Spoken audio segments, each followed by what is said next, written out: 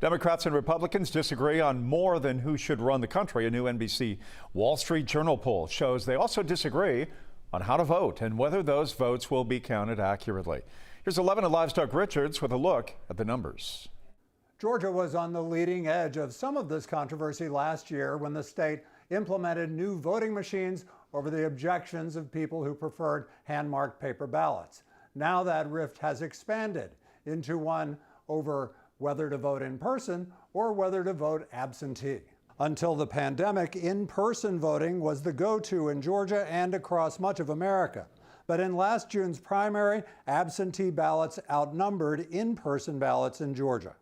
The NBC Wall Street Journal poll shows among supporters of Republican President Trump, 86% say they plan to vote in person, either early voting or on Election Day. Just 11% say they'll vote by mail. That's in sharp contrast to supporters of Democrat Joe Biden.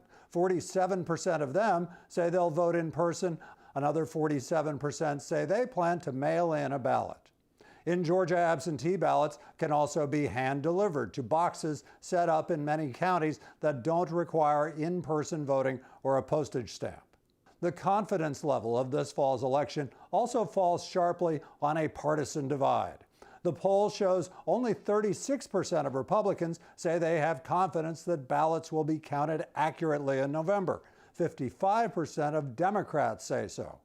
On votes counted by mail, 77% of Republicans say votes cast by mail will not be counted accurately. 65% of Democrats say they're confident they will be counted accurately. Poll respondents were asked if voters should get absentee ballots without asking for them first. Democrats were much more likely to answer yes to this question than Republicans were.